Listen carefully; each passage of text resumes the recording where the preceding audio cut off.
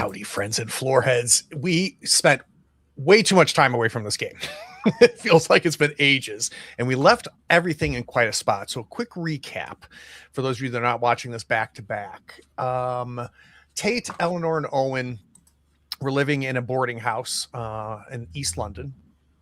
They had a close friend named Lily who had been gone for a good bit of time, return, and apparently had just given birth. She made it clear that the father and a midwife took the baby. That was a call to action for Owen, Tate, and Eleanor.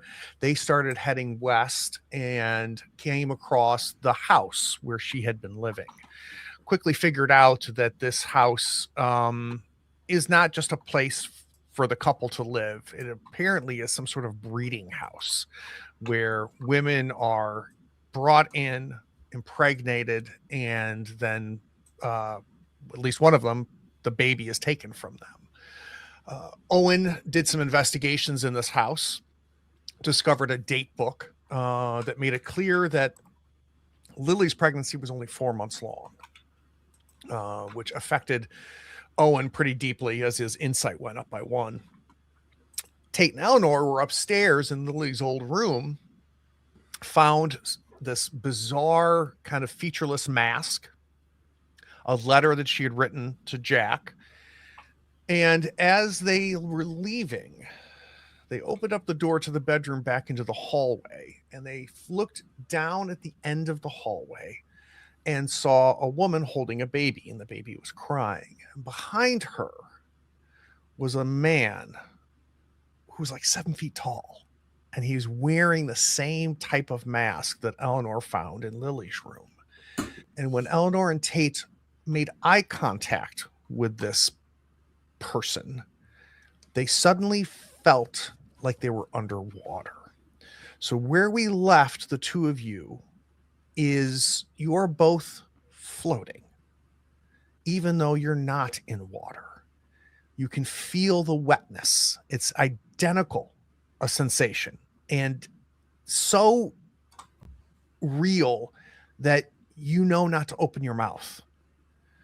The moment where we left, Eleanor's insight went up by 1 after an insight roll, and she got the very clear feeling that whatever she is submerged in wants to get inside of her, is trying to find a way to enter her, and it wants you to open up your mouth and take it in. Quick reminder with Cthulhu Dark, something that makes it very different is if you encounter something supernatural or monstrous and you try to fight it, there's no rolling. You just die. So this is definitely not a game for monster hunting and things like that. It's very different.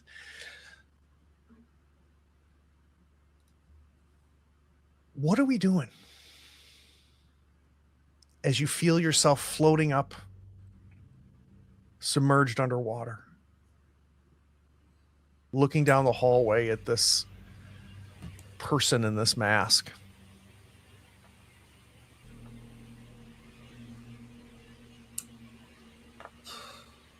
Well, I think my instinct is going to be to swim up. Survival. Yeah, it's crazy because like you go through the motions, right? Like as if you were underwater, and you come up and you're now your head touches the ceiling. It whatever this is filling this entire hallway. There doesn't seem to be any gaps above you. Tate, you see Eleanor swim up. I think I'm going to try and do the same thing. That's a strong instinct to try and get up, but realizing like hitting the ceiling, there's no air up there. The room that we just came out of, I want to try and like clamber through the door frame and see if I can get to it because there was a window. Yes. So you're able to do that. You're able to really maneuver yourself by grabbing onto things, right? And just you pull yourself back into Lily's room. You still have this same sensation as you did before. I want to cut down to the office where you are, Owen. What are you doing now that you've pretty much scoured this place, made some interesting discoveries, found out that apparently Jack lives in Grosvenor Square, which is in West London? Yeah, I mean, I think at this point, Owen was. He's got the information. He's got this journal. He's got the ledger. He's probably.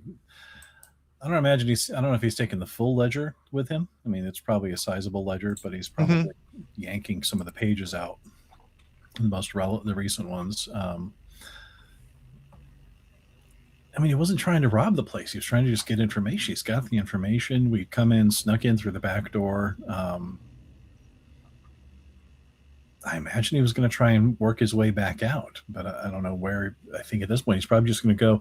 If I recall, when we had come in, there was the stairwell that was going up and a couple of rooms down on the first floor. So I guess he's going to crack the door a little bit and peek into the lobby, foyer of this building, and see if there's anybody there, so he can try and maybe work his way out. Unless there was a window in the room I'm in. Maybe. There is. Okay. There is. Yep. But if you want to peek into the foyer, it's empty. There is nobody in there, including Eleanor and Tate, who are upstairs. Yeah, but you knew that. Yeah.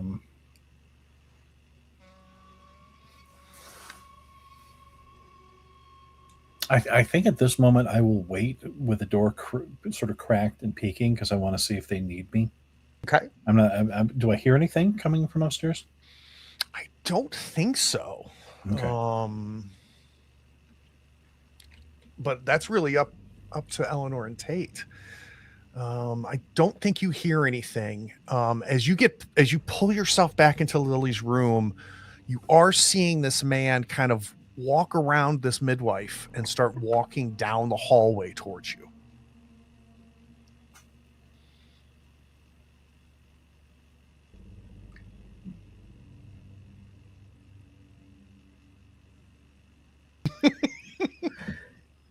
I mean, Tate's going to try and see if she can open the window. Okay. Yeah. Yeah. You get over and you're able to open the window. And now that you have been kind of outside of his presence for a period of time, suddenly the sensation goes away and you find yourself gently returned to the floor. You are no longer underwater. You no longer have that sensation, but you can hear his his footsteps coming down the hallway. And yes, Tate, you're able to open that window without any difficulty. Okay. I gotta grab Eleanor. Yeah, same thing, Eleanor. As soon as you spend some time not looking at this person, you also float down and you can just breathe. We need to get out of here. Yeah, I think I would crawl. I'm crawling to the room. Like, damn.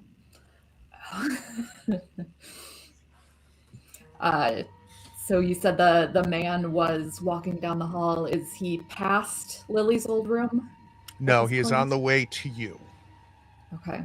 I think I want to, if the wall, like the door and then the wall, hide next to the door. Okay. The window's open, Tate.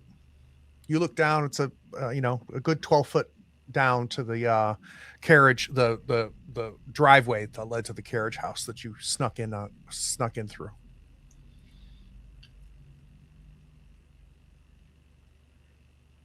Eleanor, we need to get out of here.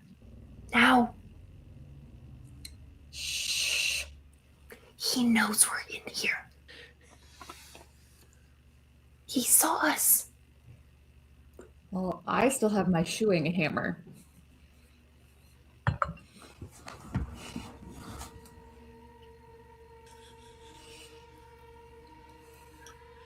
I'm going to take the sheet from the bed and try and get something to tie it, to like at least get us a little further down before we make that drop, make it a little less.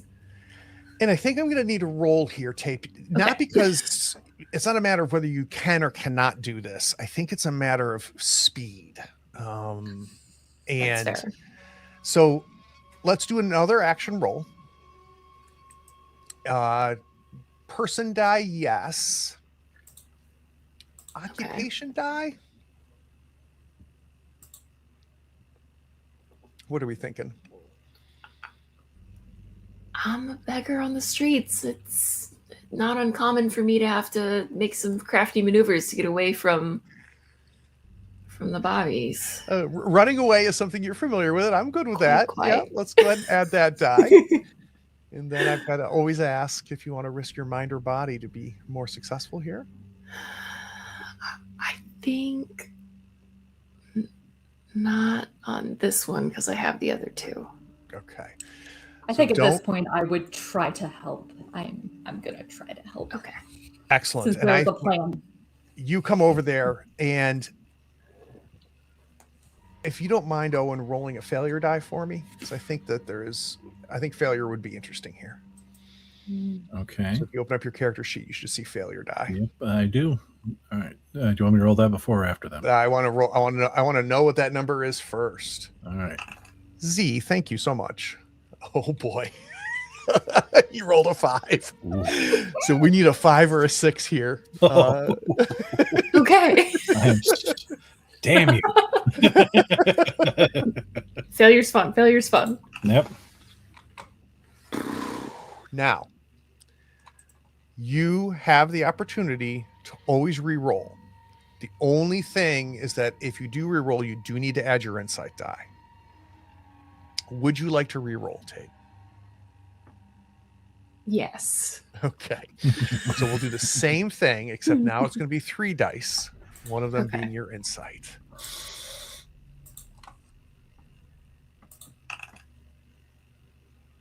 Okay. You are successful. The highest die is not your insight die. So as you're hearing this, and he's walking slowly, right? And Eleanor, you see Tate throw the sheet, tied it to the canopy bed, throw the sheet out. She's halfway out. Are we going to join her? Yes. Okay. You guys descend down and safely make it to the driveway. Where's Owen? He was downstairs. Hopefully he's got an easier exit than we did.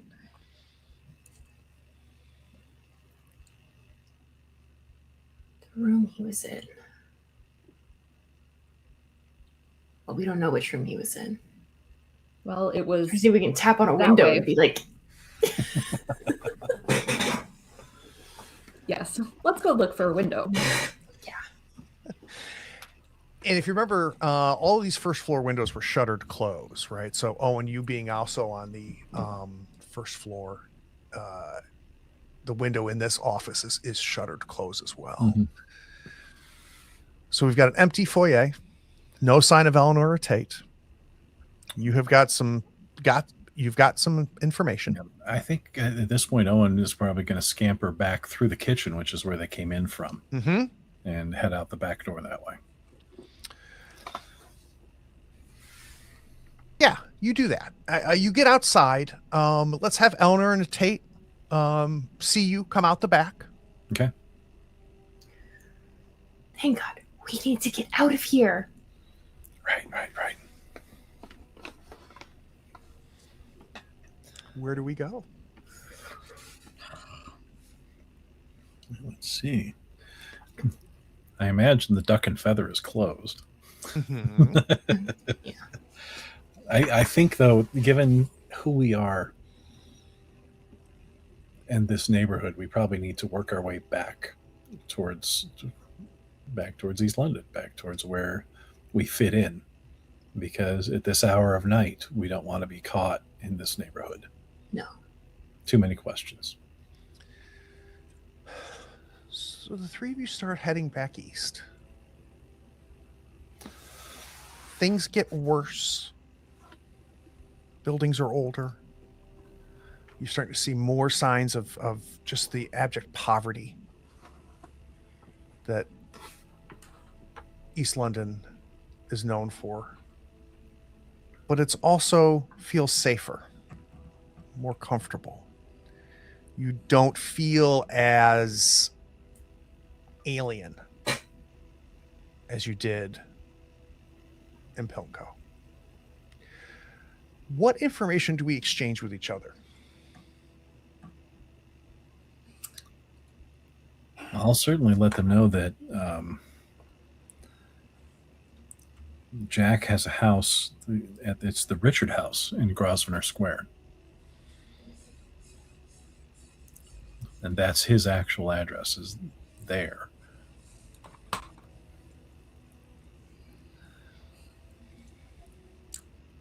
I am having a very hard time articulating this floating, drowning sensation.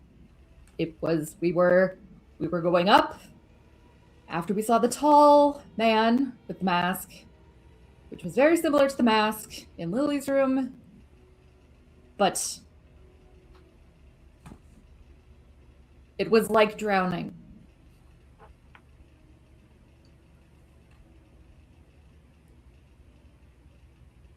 In air, but it was not air.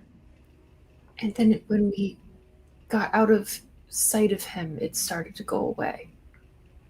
So it was connected to him, that feeling. These are unnatural doings. These babies are unnatural too. There's nothing natural about any of this. No. These aren't... Infants don't come at 4 months, full grown. And that's what their journals, their ledgers seem to indicate, is that they're coming too quickly. It's not natural. It's not natural. That man didn't look natural. I've never seen anyone that tall.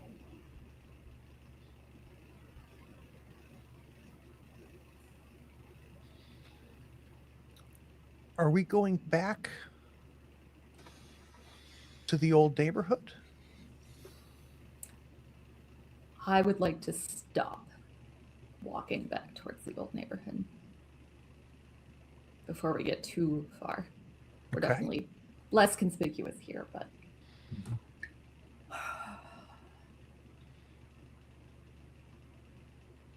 we could burn down the house.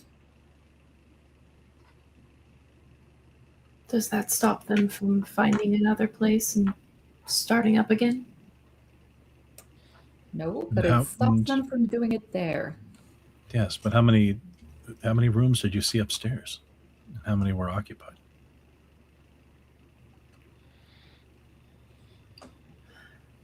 If those women were like anything, like our friend, then they're just innocents too. They were brought into this.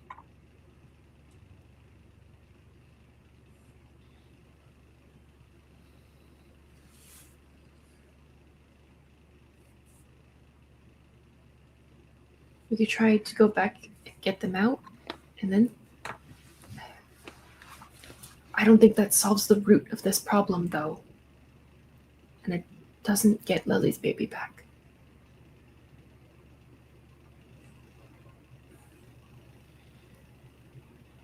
There's no way we'd be able to get to Grosvenor Square without being stopped. We don't belong there. We barely belonged in Pimlico. And that was because of these stolen duds. Which I believe are quite flattering. Oh, absolutely, yeah. Unquestionably. Do we Make go a to the couple other of house? pieces of silver off of them when we sell them.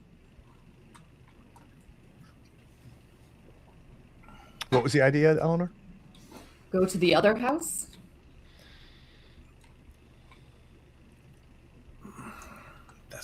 don't know if you think we can get there and not be questioned? Do we need a different thought our way in? We can blag our way to a point, but we could send an invitation to an event at your pit and either ambush him there or sneak in while he's away.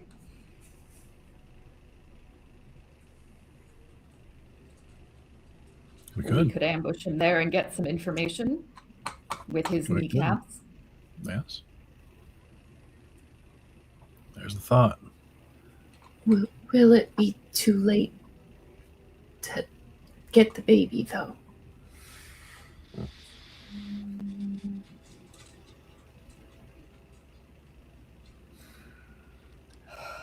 Now that it's clear that this is some sort of systematic ploy that they have, I can't imagine that they take these babies and just keep them in another house.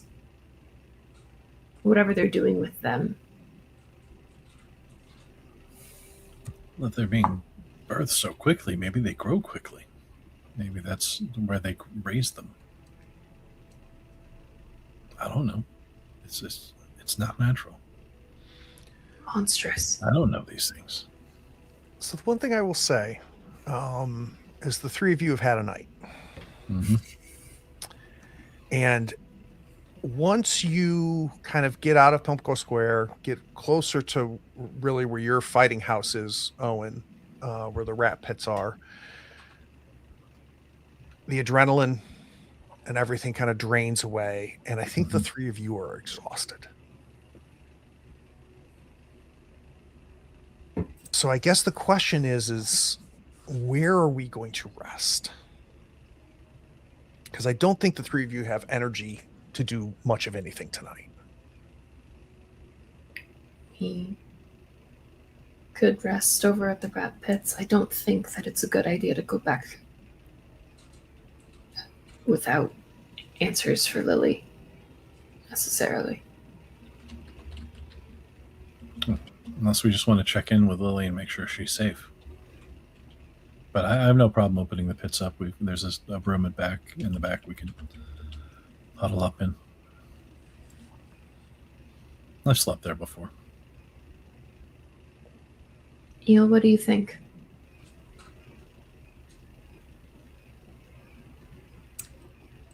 Well, if I were Lily, I'd want information as soon as possible. Then again, do we want her to panic?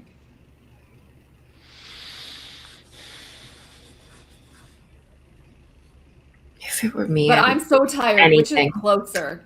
Which is closer? So Owen's where the fighting pits happen, where all of that is. That's closer, much closer than the East End lodging house. Let's go there. I've slept worse places. Unless things have gone dramatically downhill since the last time I slept. Let's Well, go ahead. Oh, go ahead, Owen. It's not open to the elements. It's inside. Perfect. And once you're close the door, Owen, the three of you find a place to lay down and you sleep. So let's go ahead and cut right to the next morning.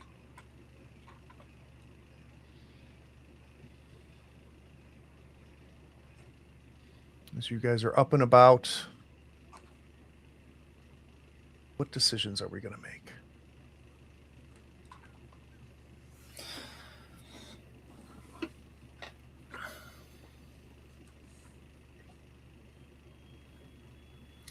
Well, I like the invitation idea to pull him in. I mean, it's not a bad thought. We get him here to the pits. That does make sure that he's not at Grosvenor Square. But that means that I'm here at the pits. Who's going to go check out the house?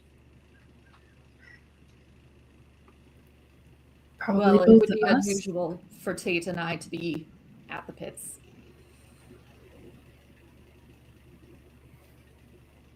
I mean, it's a mixing pot. That's the beautiful part about the pits. People have come from all over. For a short little while, there's a little bit less there. I'm going back to my kneecaps idea.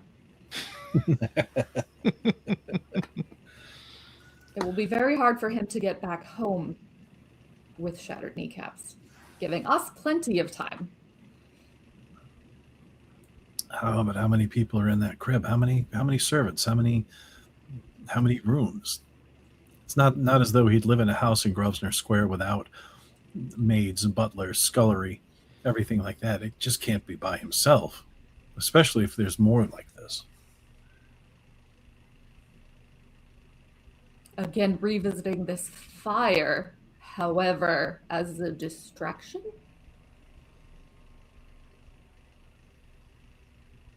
Set fire to the home with the women inside. Or Get the them out. front, or the porch, the carriage. Carriage house. Lots of things will set fire. Take a good flame. That stupid lawn.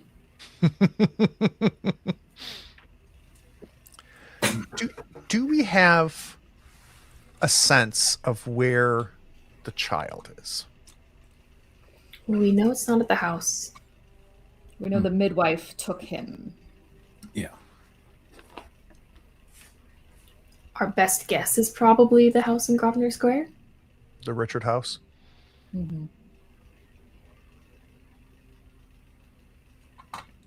Alternatively,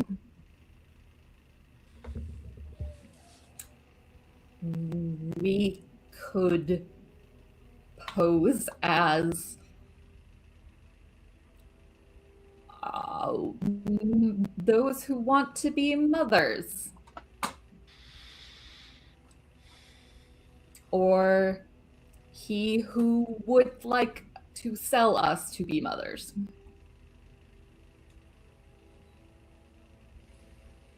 And go back to the house in Pimlico for that?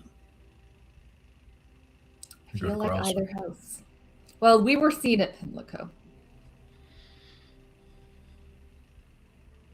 Probably don't. But if there's different staff at Richard's house, the Richard house. Am I going to be able to break someone's kneecaps? I think we can definitely make that happen.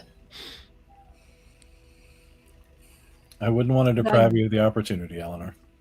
I have not yet used this hammer. Well, if we want, because, the concern that Owen is sharing, and keep me honest here if I get this wrong, Owen, is how out of place you'll be in Grosvenor Square going that far west. Yeah. That's Owen's concern, because Grosvenor Square is into an area of extreme wealth, and EastEnders don't. We would be spotted ages out. In Pimlico in the dark with stolen clothes, we got away with it. In Grosvenor Square in broad daylight, that there's a bit of a concern of we've crossed too far. Okay, let us say we put our plans together, and by our, I mean my. Yes.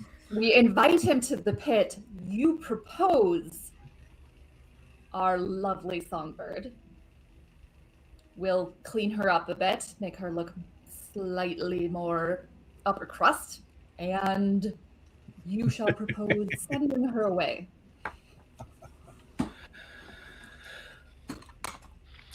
So the one thing I was going to also mention is if the three of you could scrap together some money, you potentially could hire a carriage to get you farther west.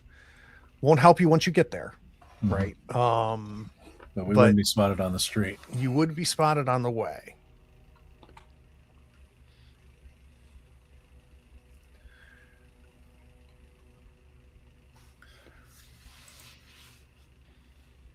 Well, there's It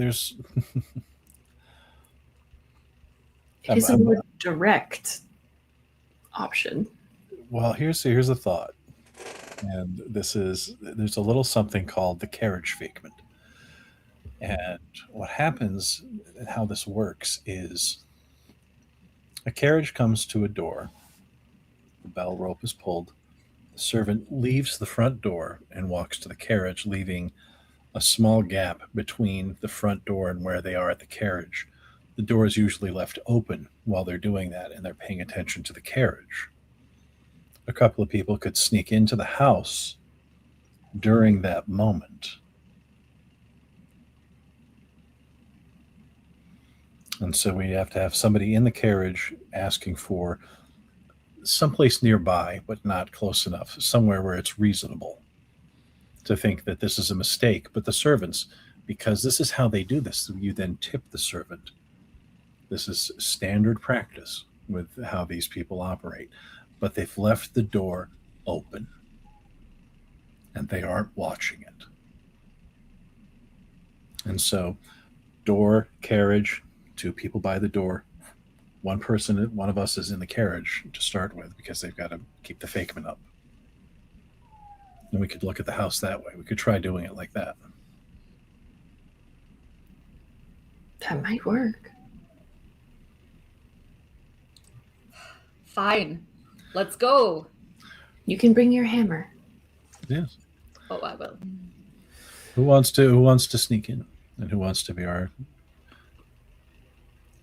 bird in the carriage? I could be the bird. I'll cover my face so they can't tell that I shouldn't be in the carriage. So, Owen, you're able to track down a carriage and a driver that will take your penance of offerings and say, fine, I'll drive you there. That's a good lad. And as the three of you travel west, you notice not only do the buildings get nicer, the streets get cleaner, but as you get closer to Grosvenor Square, the people are different. The farther west you go, the taller they get. And their faces seem longer, with more defined cheekbones, almost looking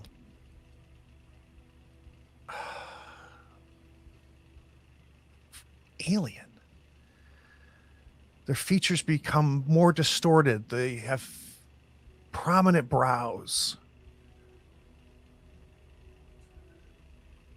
And as the carriage pulls into Grosvenor Square, I want you to imagine an area where there's a huge open park in the middle, called Grosvenor Square because of the shape of the park is square.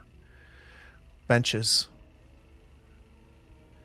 And then buildings that line all four sides.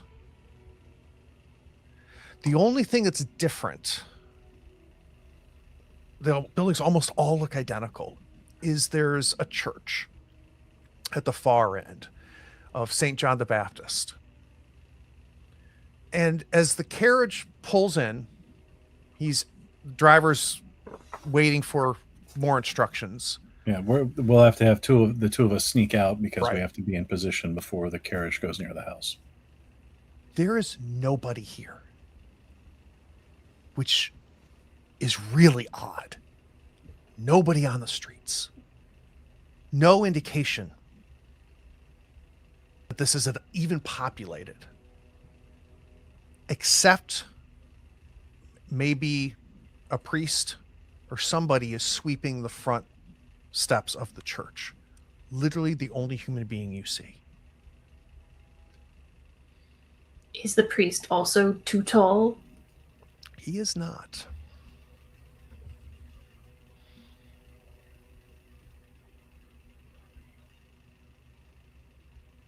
Well, if you two slip out of the carriage, and then I'll direct the driver over to the house, so we can try our little sneak. And we only know the name. We don't have an address, right? So we know this was referred to as the Richard House. The Richard House, yeah. We could ask the priest. But now that you're in this area, you realize, I don't know, there's 30 doors that line this square. Oh, we can actually do a regular, as opposed to a fake. We can actually just stop at a house and ask them and say we're looking for the Richard House. Well, the priest is sweeping up the steps of the church. We could. Well, we'll start with it then. That'll save us a penny, as opposed to spending it on a separate servant.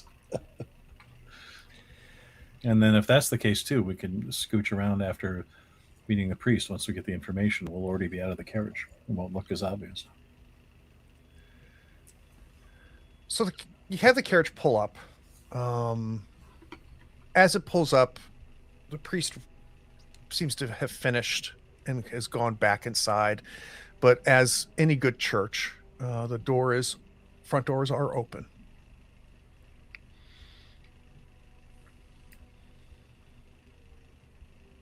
Shall we? Of course. Yes.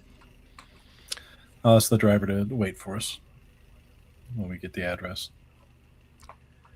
So you go up the steps to this church, and when you get inside, you can see the priest at the altar. There's a pedestal, probably where services would be given. There's a large book on this pedestal, maybe where the readings are from. But you immediately realize how off this place appears to be. First off, no sign of a cross or Christ anywhere.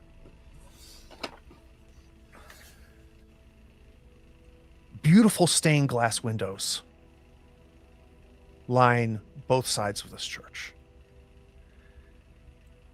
And normally we'd see, depictions from the Bible. But that's not the case. These stained glass windows seem to depict children underwater. And Eleanor, you notice in one of them a man standing wearing the same mask that you saw in Pilco. And as you are taking this all in, the priest says, "Good Lord, close the door before someone sees you."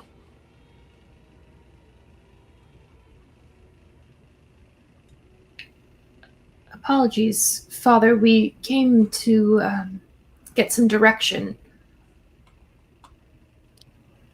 Close the door and come in. I'll shut the door. He comes up to you and he goes, "What are the three of you doing here?" We're looking for work. We were given a lead at the Richard House.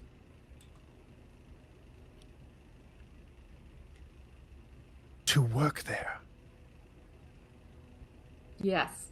The best thing the three of you could do is to leave here as fast as possible before they realize that you have entered the square. And by God, do not go to the Richard House. They who, Father? The men. Men.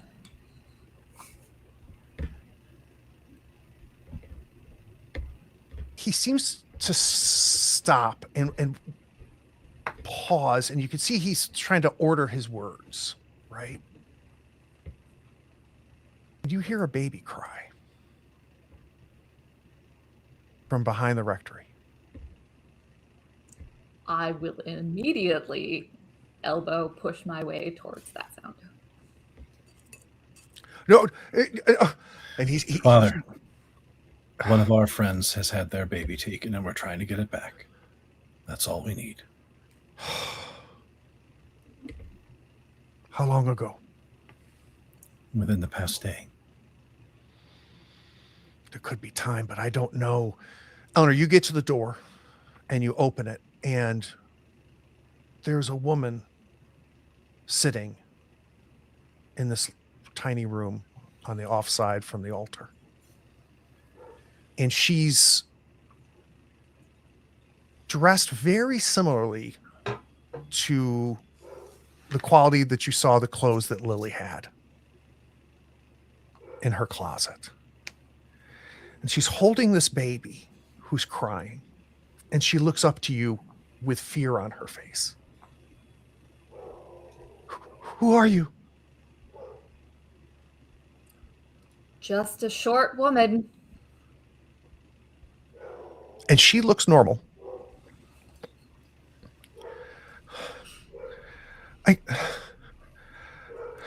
Please leave. And she's kind of holding the baby back and covering it. And it's crying, Eleanor. And then it starts coughing.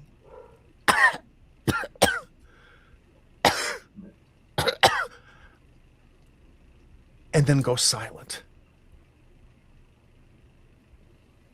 And she has it swaddled. You can't see this baby. But as it was crying and as it started choking, you could see it moving inside of the swaddle. It's no longer moving once it goes silent. And she presses it closer to her body.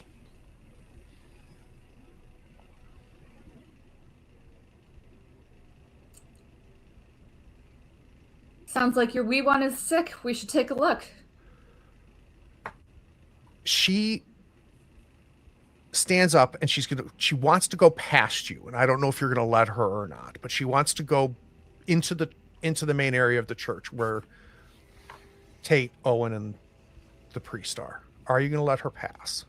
Or do you want to stop? I'm going to crowd the door, so she has to get very close to me if she wants to leave in order to take a look at this baby. You just let me go. You don't want to see this.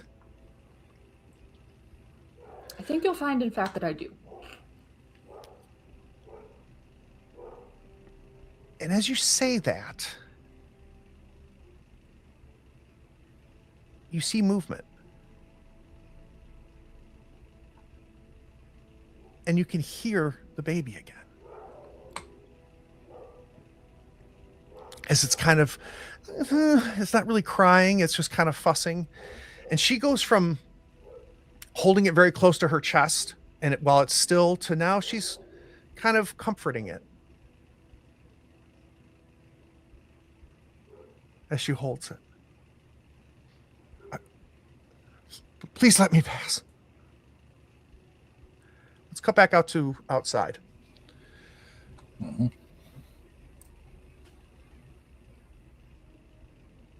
It's possible that you have time. The children are all brought to the Richard house. I have one woman here who was able to escape before they could take the child.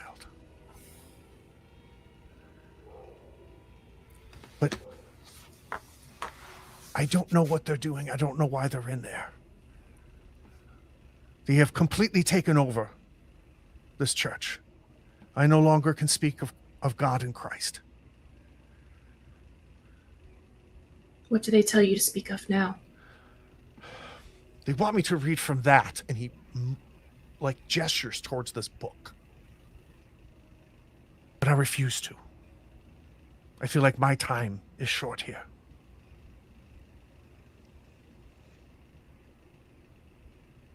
Tate's gonna go take a look at his book. She can kind of read. Father, do you know where they would keep the children in the Richard house? This child was only born to our friend Lily, and we need to get her back. We need to get this child back for our friend. We don't know what's going on. We know it's unnatural. We just need to get the child back. You have no idea. So explain it. What can you tell us, Father? Ebba. The woman in front of you, Eleanor, responds, yes, Father. Bring out your baby. They need to understand what they're dealing with. They need to see it.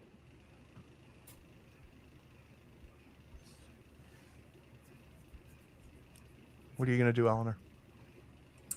I will take a step so she can walk through the doorway. However, I will stay very close. She comes out and she brings this baby up, and Owen and Tate, it's the first time you've seen Ebba, but it's as I described to Eleanor. Are you sure, Father? Show them, child.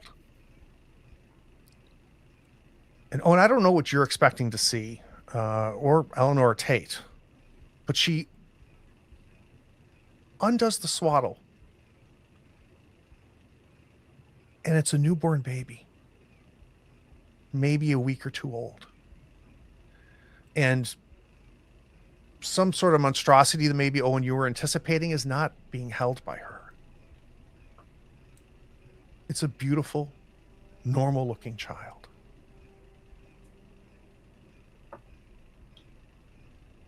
But it starts choking again.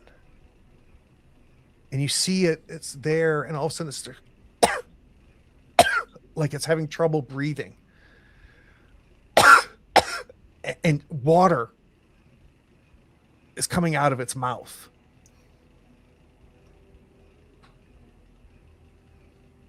And it dies as she's holding it.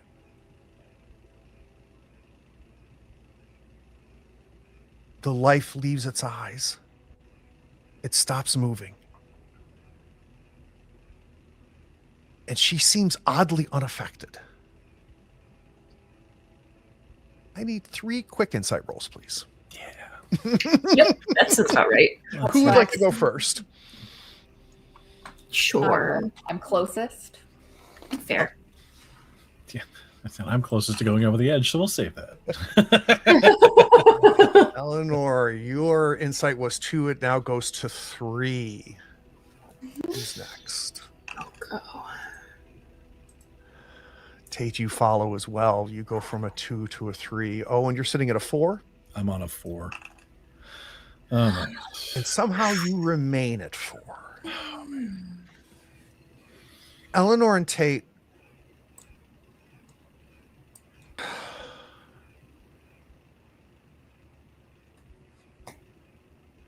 you watch the life leave this child, and both of you suddenly have a dire need to save this child.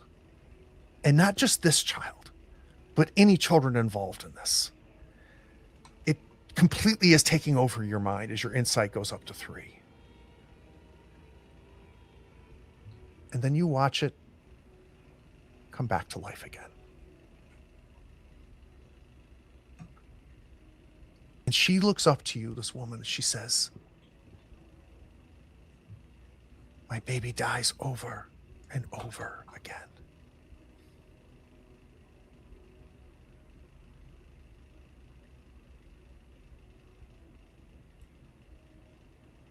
She wraps it back up again. As it's there cooing.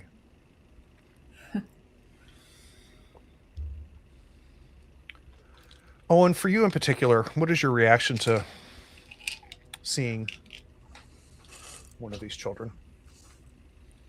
Owen's already being affected by the scent of water. He's already was smelling it. The scent of the Thames was already overpowering him, and the rot behind it. And so the water, the reason that he's kind of holding it together, I think at this point is the belief like, oh, this, the unnaturalness of it all. This is still somehow unnatural, and what's related to the water, and it's beginning. It somehow it makes sense, even though it makes no sense whatsoever. But it's like, oh, there's that brief moment of realization, but the complete, utter knowledge that there's no understanding of what he's seeing, but it somehow still makes sense, and that's I think that's why he's holding it together. And I think at this point, Owen is saying, "Father, we need to get this child. This is what happens to all of them. We can at least save one, Father." And I will tell you, son, that I don't know. This is the first child to ever escape the Richard house. And no one will probably walk over, grab Ebba's arm, and go, "A new child, a new baby. Taken from our friend Lily. Last day or so, where would they keep her? Where would they keep this child? We need to rescue this child before something else happens. Please, please help us." The reason I left is I knew that they were taking the children. They would take him to the basement of the house. And then we would never see the children again. I knew I had to escape. So I left the house, gave birth. And the only place I felt I could be safe is here. Do they bring other children in? Children from elsewhere? Yes. Do they take them right to the basement? Yes. How can we get in? Emma, please tell us how. She tells you which house is the Richard house.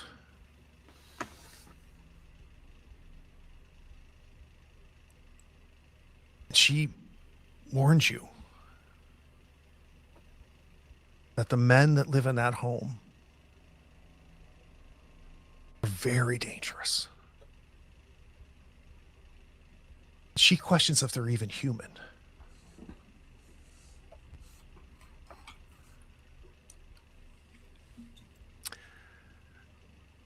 Tate, I left you without talking about the book. When you went over to look at the book, it's very large, leather bound. And when you first look at the writings in the book, they don't even look like our alphabet, let alone our language. But as you're looking at it, suddenly you instinctively know you can read it.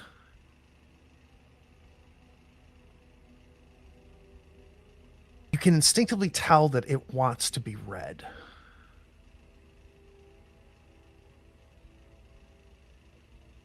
What I want to know is whether Tate will.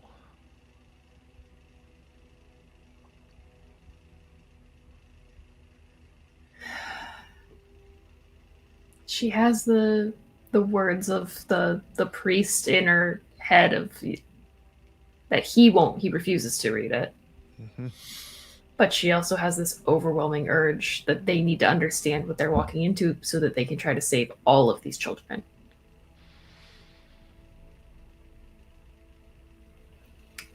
And knowledge is better than going in blind. At the top of the page, it reads the first oath. And as you're reading it, it seems to be some sort of mixture of a prayer or a ritual. And it talks of rebirth by water, rising from the depths, And by the end of the page, you're standing there and you know something as well as you know anything in your life. You know you can't die after reading this oath. I will need another insight roll, please. Well,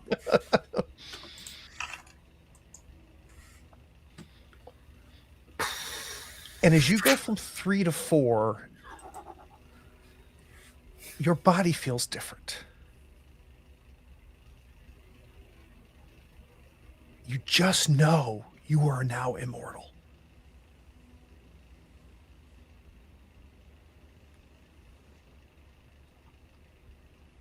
Owen and Eleanor, you see just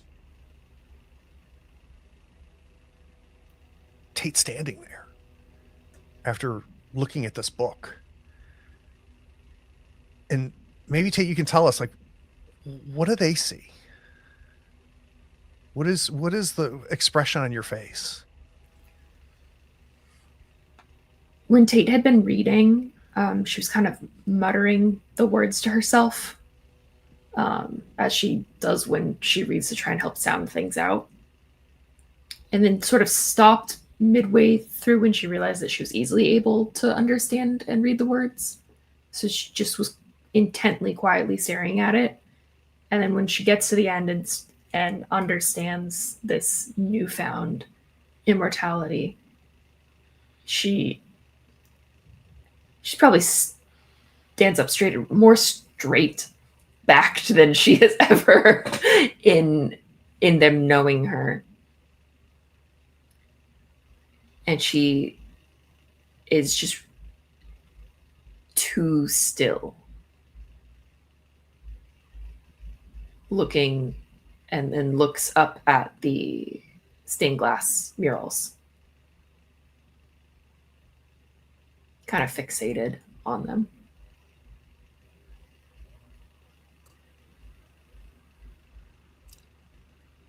Well, what does it say?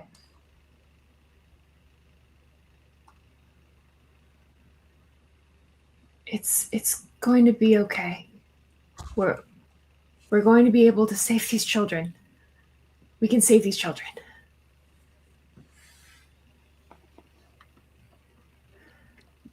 The baby starts The book choking. said again. that?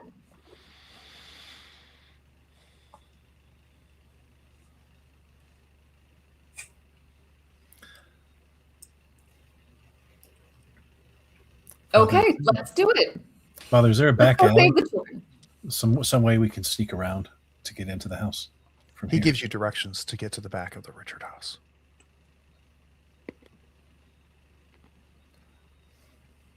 Songbird, do you want to come with us, or do you want to do the carriage?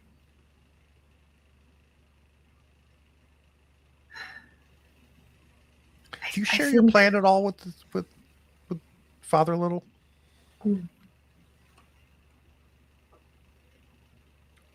Are we what are we or are not telling him? I think we've already kind of made it clear we're going to Yeah, the house. yeah. I think that's No about it. It's point. like we're going to the house to get Lily's child. That's the gist of what it is. Okay. The method is, and the means, how, no. But And he tells you you can go in the back alley, you could go in the front door. Nobody's going to see you. These streets are empty.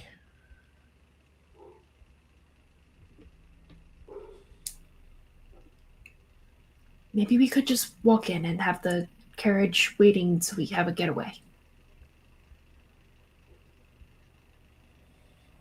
Father, what do you mean the streets are empty? Of course they're empty. There's nobody out there, but why? Son, I don't know. About a year ago, this area began to just change. The people changed. And they no longer sat in a park or walked the streets. They would just come and go from their homes. And it's when I quickly realized what was happening, when I kept seeing the babies being brought to these homes.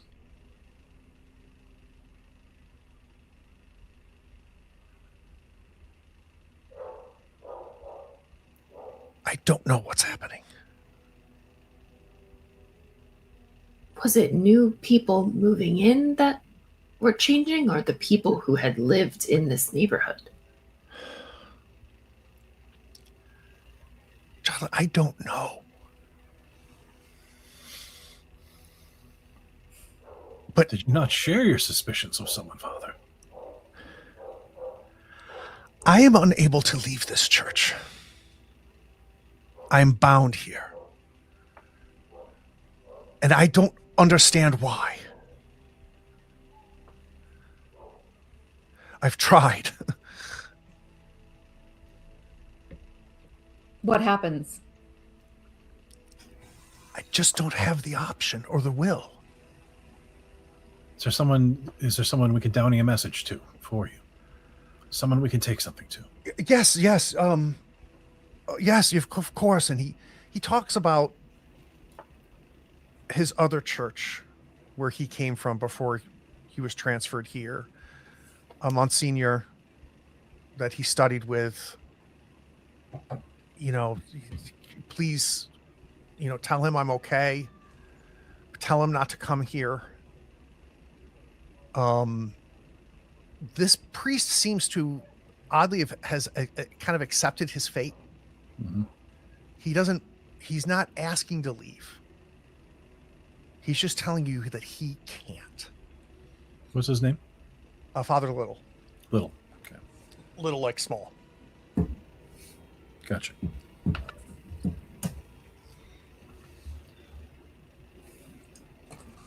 Well, then should I we thought just... we could get a pretty penny for that book.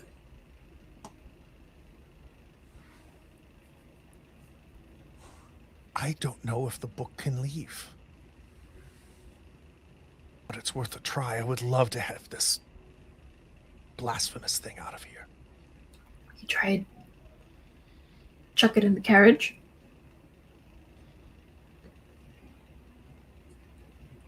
Give me the book. Heavy. It's large and heavy. It takes two hands to hold it. But you have the book, Eleanor. Maybe you could hit someone with that. I love that idea.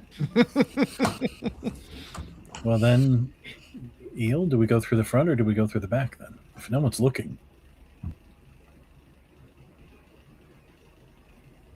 No sense in doing a fakement. There's a lot of power in pretending that you belong somewhere, so maybe we just waltz right through the front door. Very well. So be it, Songbird. I'm going to proudly, walk out the door, my tiny arms trying to hug this giant book. And put it in the carriage. the Richard House has been directed to you. It's almost directly across from the church on the other side of this park. So you put the book inside the carriage, no issue walking out with it. The driver seems befuddled. He's not quite sure what's happening. Do I continue to wait? Yeah. No, and I slip him a few more coins. Just wait a little while longer. We're trying to make sense of it too. It's a strange neighborhood. We didn't see this coming as part of this, but we'll be back shortly. So it sounds like you're going to cross the park and head to the front door of the Richard House. Yeah. We could have the carriage take us around the park. You could also do that. Yeah, why don't we do that? And then we'll just have the carriage drop us off right at the front. And let's pretend that it's a 10-minute carriage ride. So let's take a quick break.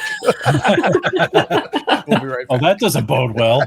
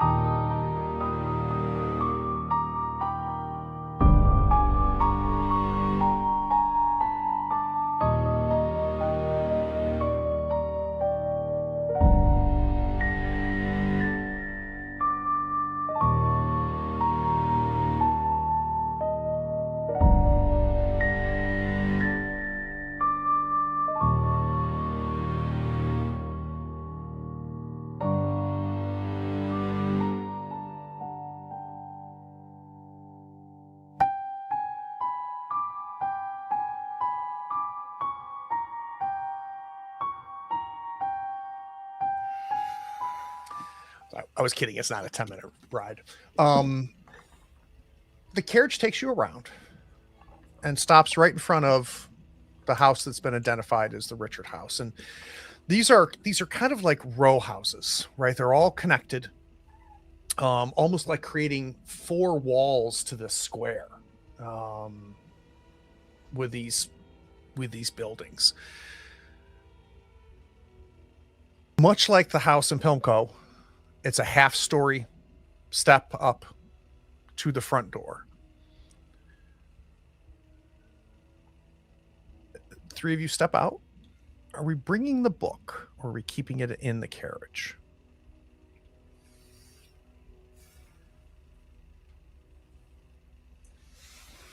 Owen has no need for it, so I don't care one way or the other. Would be satisfying to hit someone with it. Could we potentially use it as some kind of bargaining chip, if needed?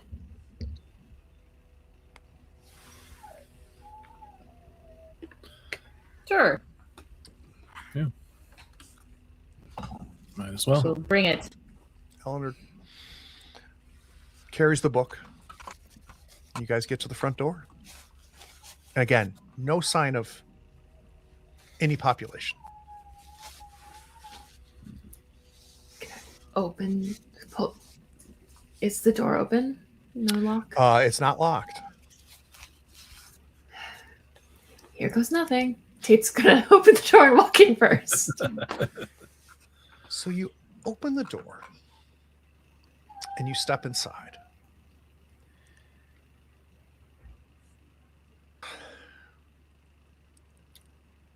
The place is spotless. Everything, the walls, the marble flooring, are all white. But there's no furniture, no artwork on the walls. It's like an empty shell, as if somebody moved everything out of here.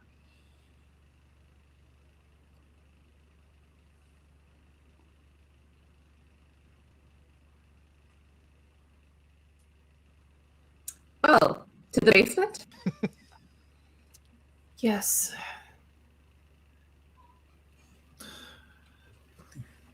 Is there something we could use for a source of light in the basement? Because it's not like Well, first we got to find the basement, right? So let's talk about that. You go door to door, right, inside of this huge home, looking for access to the basement. Yeah. And every room is the same, just totally empty. You can tell this was a study. There's built-in bookcases, but not a single book there. No desk. This is obviously the kitchen, but there's no ovens, just the fixtures. And eventually you do find the basement. And it's gaslit. No trouble being able to see. And the steps leading down are about a single story below. And again, nobody in here. No furniture. Just the 3 of you in the book. No sound of anything.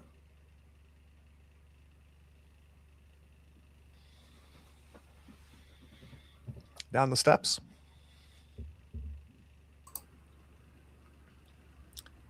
Yes. Yep. Yeah. So as you go down the steps,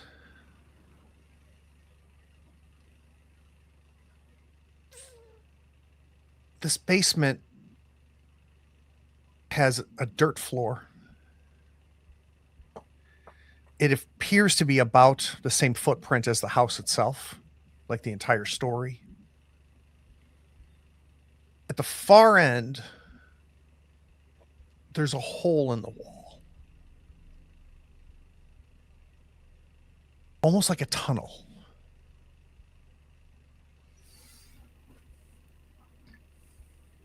But the most prominent thing that you notice in this basement are all the baskets and cribs stacked against the walls. All empty. Owen, the smell of the Thames River coming from that tunnel almost makes you gag.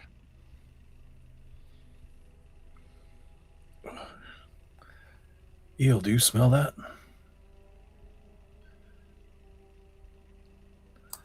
Smells like a hard day's work. Are there tunnels when you go out mudlarking, Eel? You find these little paths? Are there ways to and from the Thames from here? I think so. Yeah. More like little hidey holes, but no, not a tunnel like this. To be quite a At long least tunnel. what I've found so far. Well, And why would some toughs like this want a tunnel to the Thames? you'd be surprised what people will throw in there. Well, you've shown us some gems. What are we doing? Huh. Do we hear anything? Well, down we've come this far. there? Yeah, might as well go. I mean, there's no babies that we see here. Tate is going to grab a basket so that they have a basket for the baby. Tate with a basket. Eleanor with the book. Is there a lamp or anything so that we've got some sort of light, or is the tunnel lit? The tunnel's lit. How tall is the tunnel? Like 10 foot. That's a big tunnel.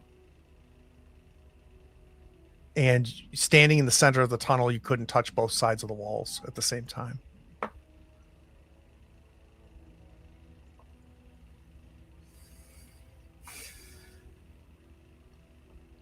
As you're walking, the smell of the river gets stronger. And it feels like you walk for maybe as long as maybe even like a quarter or half mile. And then you can see daylight at the end of this tunnel. And when you reach it, you realize that you are at the bank of the Thames. You can hear above you London.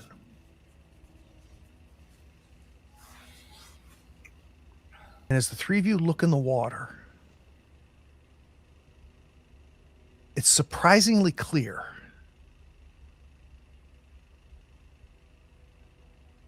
Which makes it easy to see the babies floating, submerged.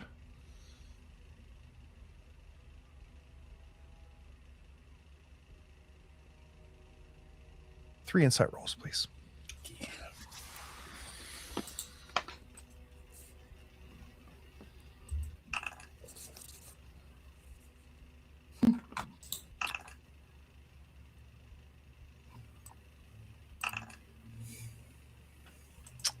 Eleanor joins the Forest Club.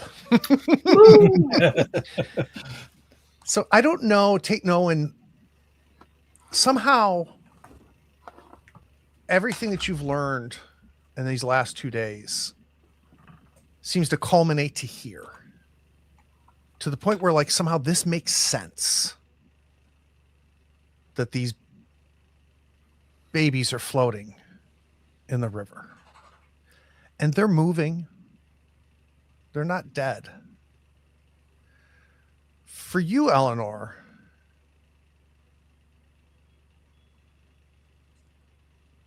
you know this river. This river is the source of your livelihood. And I think when your insight goes up, we see Eleanor set down the book and start walking and wading into the river. Owen and Tate, what are you doing? Eel, are you sure it's safe to go in there? Don't do it. Owen is going to try and stop her. Owen's grabbing her. No. Don't. It's not natural, Eel. This isn't what you want, Eel. This isn't your river. This is theirs. This isn't ours. Well, it's not the baby's river either. Let's go help them.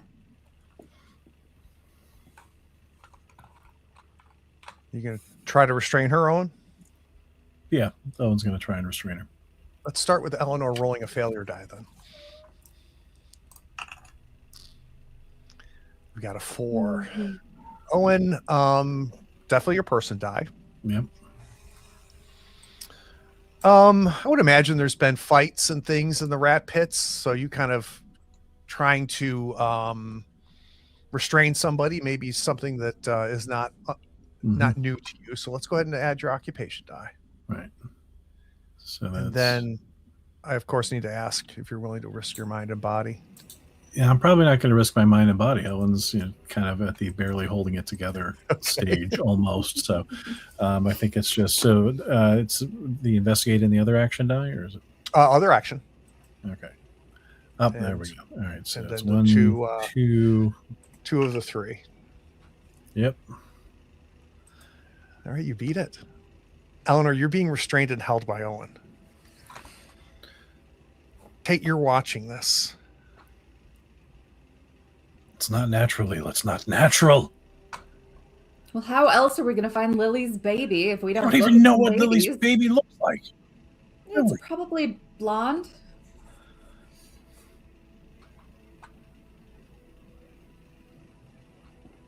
Kate, you hear... What, are we just going to stand here and look at them? Tate, you hear footsteps coming down the hall from this tunnel. Someone's coming. You turn and look, and it's not someone.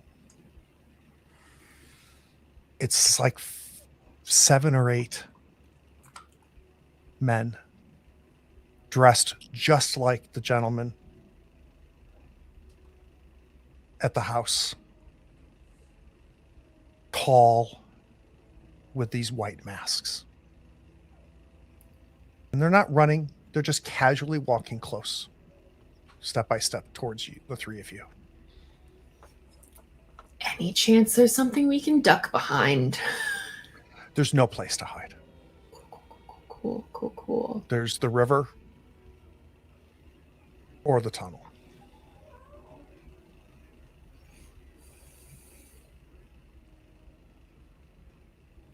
I think it might be time to get in the water. Don't forget the book. Grab it and put it in the basket. You can float with the basket, maybe. I'm not leaving it for them. Maybe they don't want it to get wet. What are we doing? They're getting closer. We can't stay here. Tate's gonna pick up the book and... I don't think Tate's ever gotten in the river before.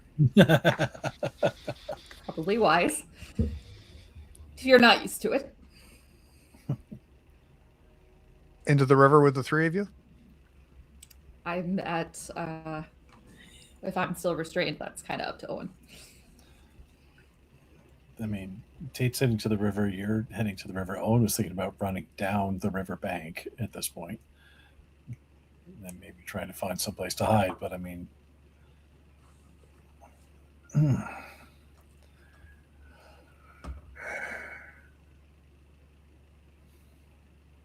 I guess Owen will let you go, and you can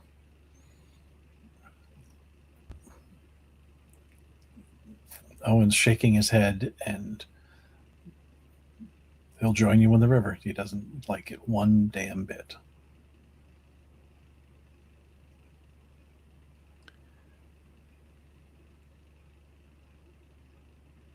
What happens is the three of you go into the river. Eleanor feels the hands first.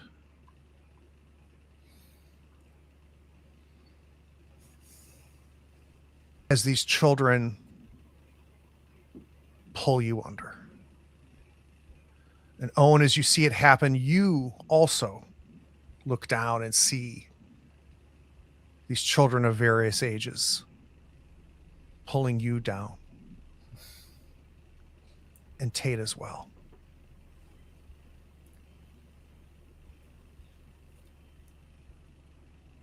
I'm going to need an epilogue.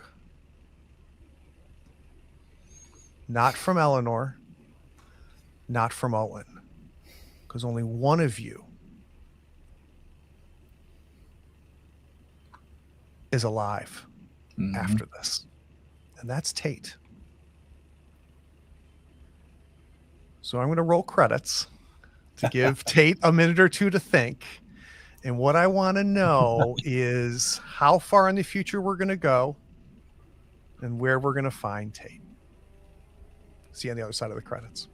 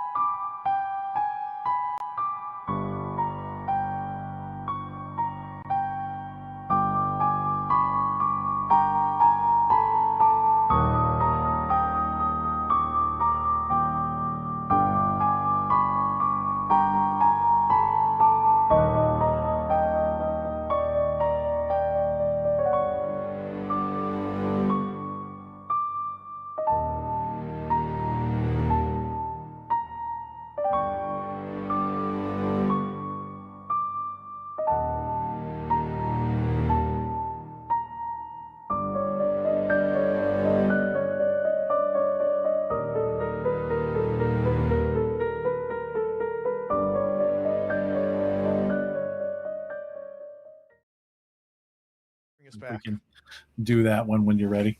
Yeah, I'll let you say it after the epilogue, whatever it's good for you. No, I think we should do it before the epilogue. So, Owen, you All right. wanted to describe something? Yeah. So as these hands are grabbing and pulling, and Owen's face is screaming underwater, but there's no sound, and there's just bubbles that gradually trickle off to nothing. From inside Owen's jacket, a small pressed daffodil floats out and passes in front of his eyes. And a brief, before all this black moment of thinking of that one last moment of peace that he remembers. And there was a bright spring day at St. Dunstan's in the East End, a church where sometimes things are peaceful. And there's that brief moment where it was quiet enough, and he and Tate had gone, sat at a bench there, looked at the spring flowers, just as friends, just existing in a brief moment of peace where they didn't have to hustle, they didn't have to do anything. And as that flower just winds its way to the surface of the grimy Thames, where it'll be dark and black before everyone knows it, and Owen is being pulled deeper and deeper away from it. I think that's... Where and when do we find Tate?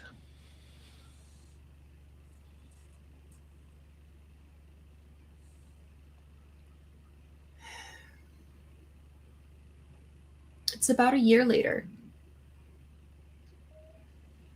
And Tate is in a bed in a small room White walls, white floors, white ceilings.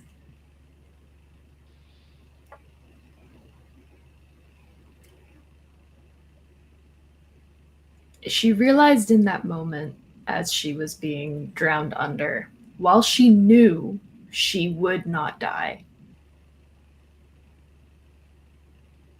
the futility in trying to save these children because they were already in a never-ending cycle of death.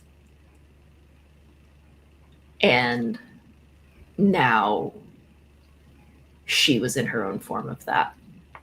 It may not be as quick. When she had spit herself out back onto the banks of the Thames and crawled out of the water, she tried to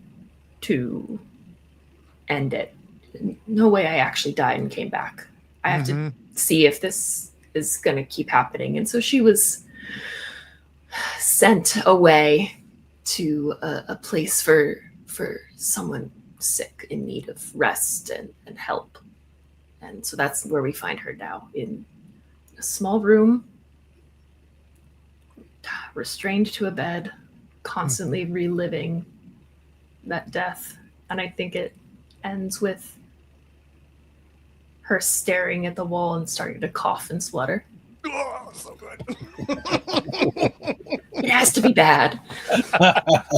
All right. So I was saying during the credits, I was talking to the table here, and I've run this scenario several times, and this is a doomed scenario. There's just no getting out of it, and I love everything about the scenario. I love the themes of it. I love the class horror that's involved in this. It's a rare time where I'll do anything with children and horror. But I especially running at this time, more than anything, I'm not crazy about the ending, because there's never really an understanding of what's happening. Even I, as the GM, don't know what's happening. And there's a certain fatalistic nature to it. And I feel like I want to try to solve it for myself and understand that this is not an issue with the scenario. I think the scenario is brilliant. It's an issue I have. It's a Craig problem, right? That I haven't quite solved for yet. So, all right, let's start off with DK. DK. Yes. Thoughts and stars. We don't have wishes. Thoughts. So this is my first dance with Cthulhu Dark. So the mechanics are a little bit different. That the insight tally keep going up is that pressure, it goes so fast. So that's good. That's a great mechanic. Even though, say, in video games, having mental health is always something that stresses me out. So it definitely stressed me out here, but it was supposed to, so that's good.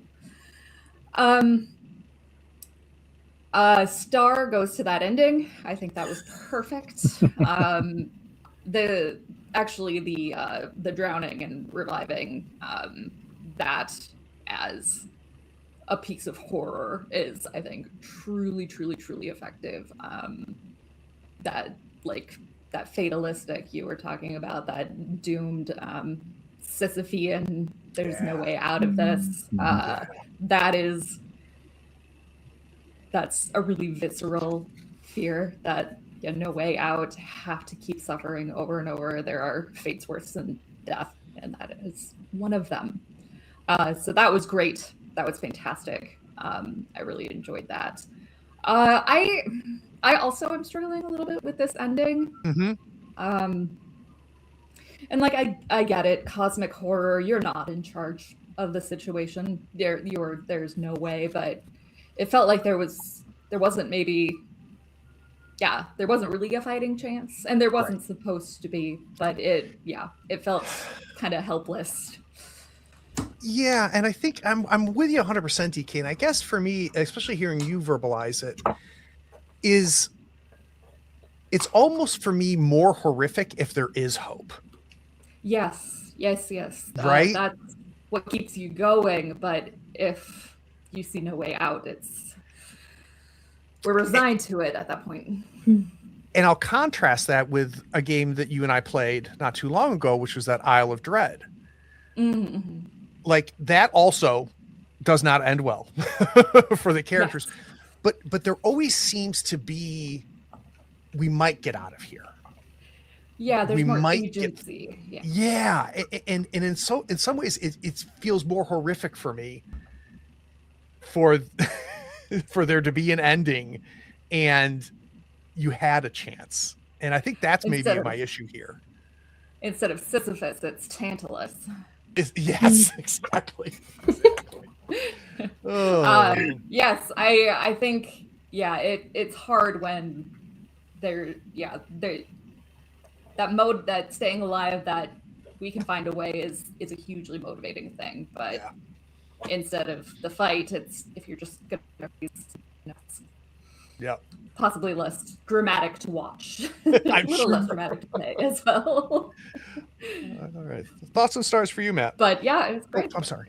No, I mean, it's an exceptional comment that you have on that and on the nature of cosmic horror versus anything else, because as you said, cosmic horror does not care.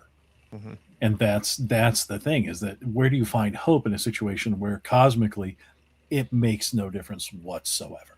Very true. Just not going to happen. Yeah. And that's, I think your discussion on that, you've absolutely hit the nail on the head with that. And I've had a few chats here and there.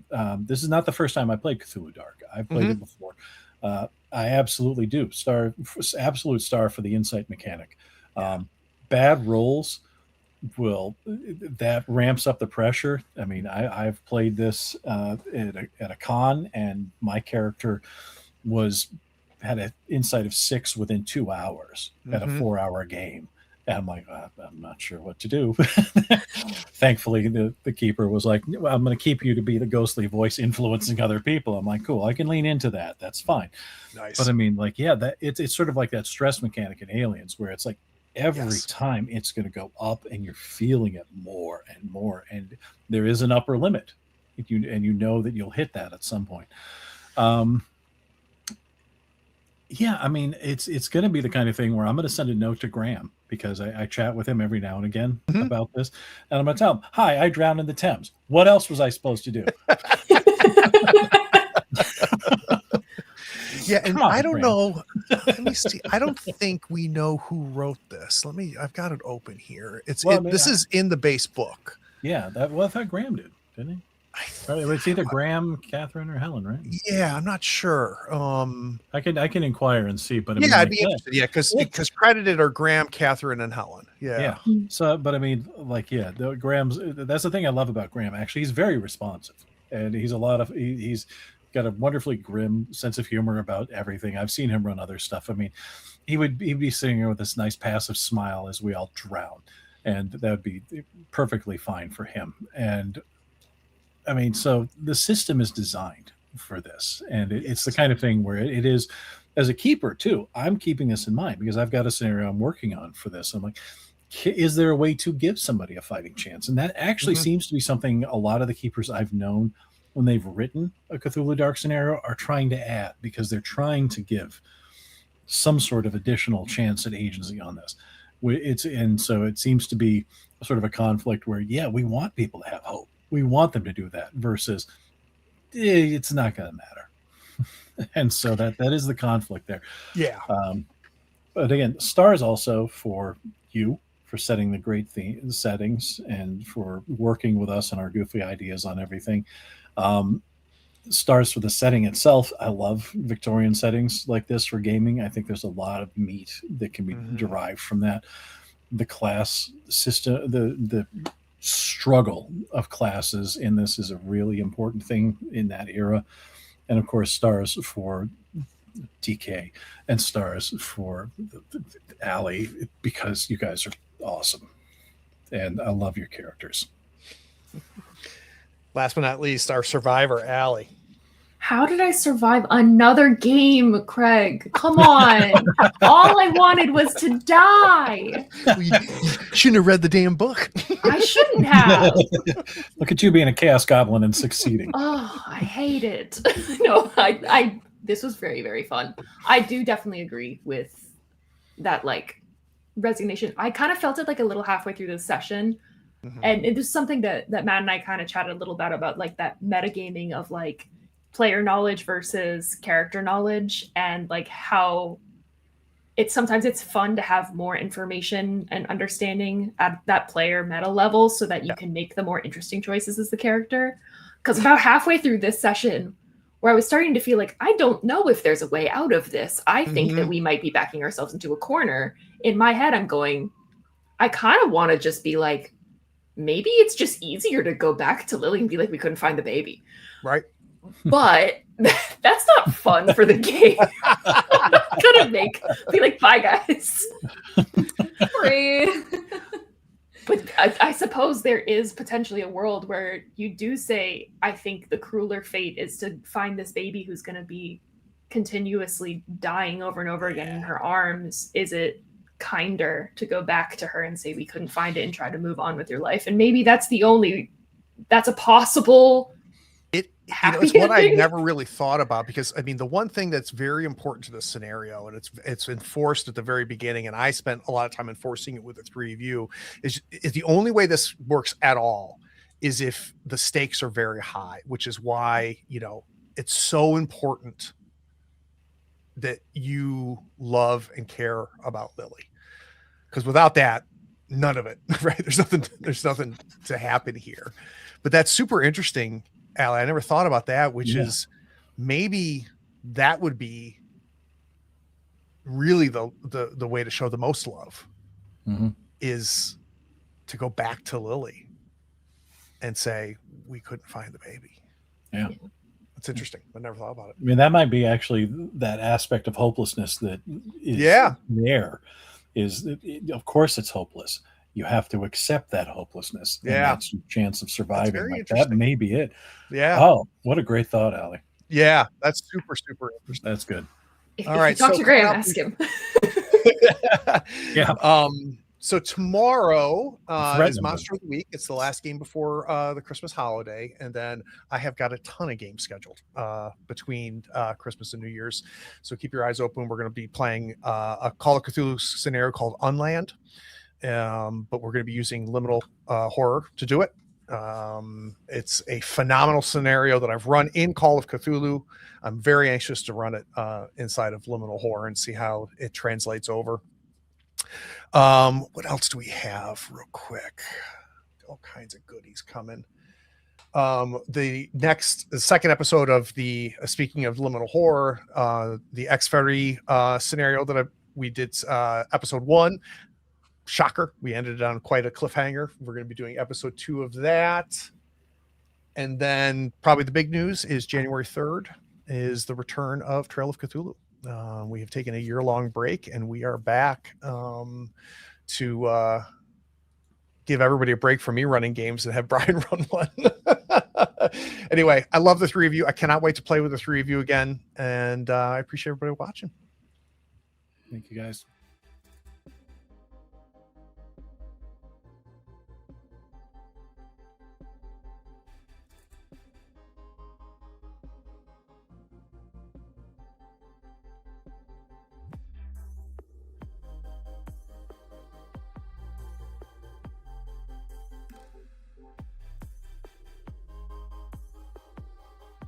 Howdy, friends.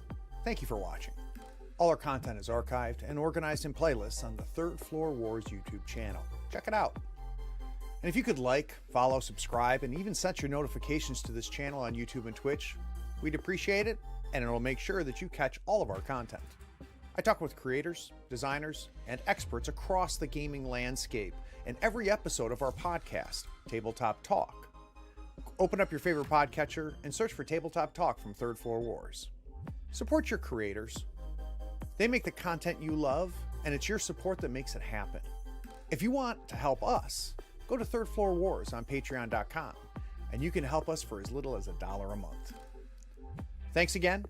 We'll see you next time. Take care.